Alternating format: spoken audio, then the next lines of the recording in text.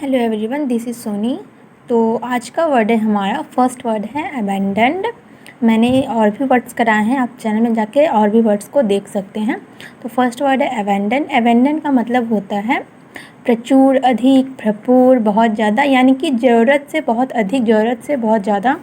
तो इसका साइनो क्या हो जाएगा? साइनो मतलब पर्यायवाची होता है, एंटो मतलब विपरीत शब्द होते हैं।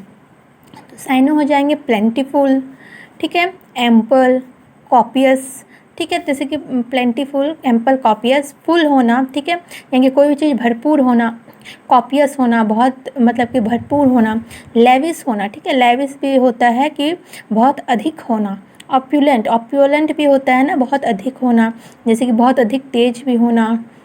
एवॉन्डिंग, एवॉन्डिंग का मतलब भी होता है ना कि प्रचुर मात्रा में होना। प्लेथोरा, प्लेथोरा का मतलब भी होता है ना कि प्रचुर मात्रा में होना। तो ये सब अबेंडेंट के सिनोनिम्स है। Plentiful, ample, copious, full, lavish, opulent, abounding, plethora. Then इसका एंटो क्या हो जाएगा? तो कमी होना, कम होना, यानी कि बिल्कुल ही कम होना, नगण्य होना, असंतोषजनक होना।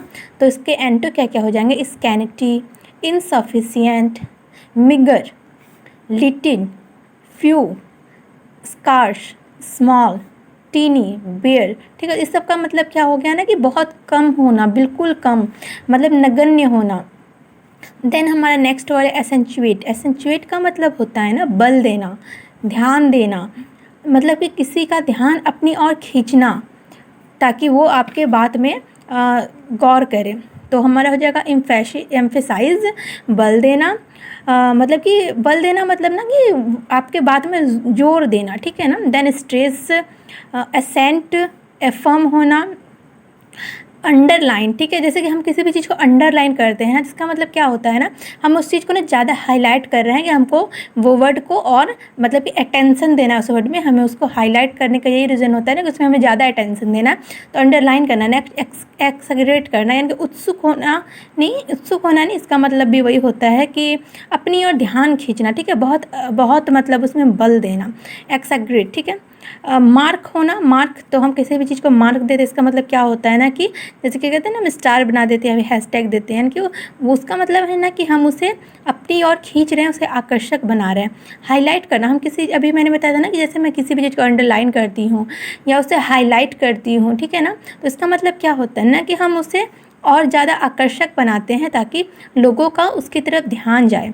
ड्रॉ करना, ठीक है, मतलब कि किसी का टेंशन लेना, अटेंशन टू, ठीक है, हम sorry, draw attention to, draw attention to, ये ड्रॉ अटेंशन टू एक साथ है। ये ड्रॉ अटेंशन टू का मतलब हो गया ना कि किसी का ध्यान अपनी ओर खींचना, ठीक है। Draw attention to, draw attention to क्या होता है? किसी का ध्यान अपनी ओर खींचना, ड्रॉ अटेंशन टू।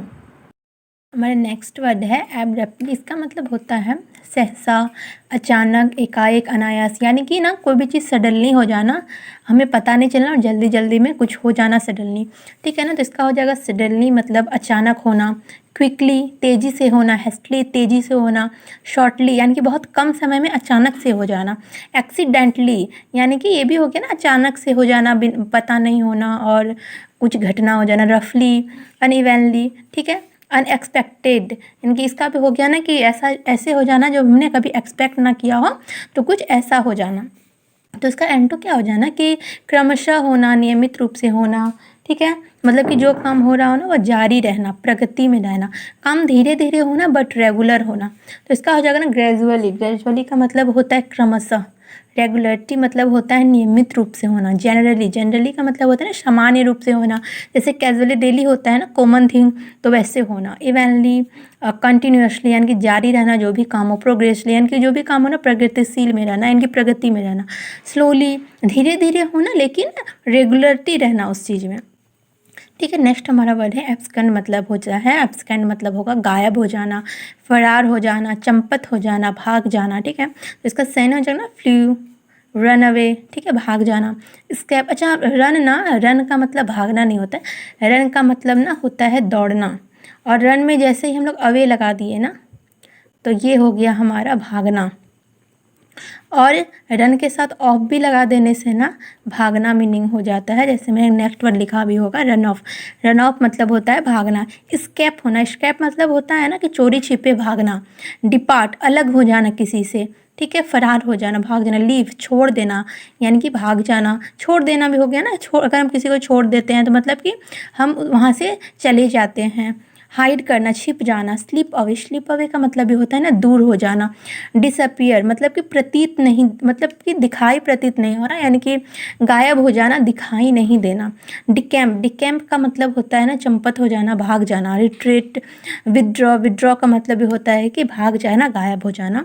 तो इसका एंटो क्या हो जाना है कि भागना नहीं बल्कि रुके रहना, वहाँ पे रहना, काम को जारी रखना, ना कि गायब हो जाना। तो स्टे रहना, रिमेन, ठीक है। अच्छा, स्टे के साथ अगर हम अवे लगा देंगे ना, स्टे अवे मतलब दूर रहो, और सिर्फ स्टे रहेगा तो रहो यानी कि रहना। स्टे मतलब रहना और स्टे अवे मतलब कि दूर रहना, ठीक है। जैसे बोलते हैं ना स्टे अवे फ्रॉम मी, मुझसे दूर रहो, तो स्टे मतलब रहना। रिमेन, रिमेन का मतलब होता है ना कि रहना। कंटिन्यू जारी रखना किसी भी चीज़ को। कंटिन्यू वर्ड ना बहुत कॉमन वर्ड है ये ना, अक्सर अक्सर सब में आ जाता है, ठीक है। कंटिन्यू तो याद रखना, जारी रखना, कंटिन्यू। परसिस्ट जारी रहना। ग्रेजुअली रेगुलर रहना, ग्रेजुअली रहना। इवनली। एवाइड, एवाइड का मतलब होता है ना जारी रहना। स्टॉप यानी कि रुका हुआ रहना। इंड्योर, इंड्योर का मतलब होता है ना कि टिकाऊ होना। तो टिकाऊ होता है तो वो तो मतलब कि गायब नहीं होगा ना, जो टिकाऊ है वो तो रेगुलर रहेगा, टिकाऊ ना। स्टर्न फॉर्म, स्टर्न फॉर्म होता है ना कि अपने बात में दृढ़ रहना, अपने बात में अडिग रहना, ना कि गायब हो जाना।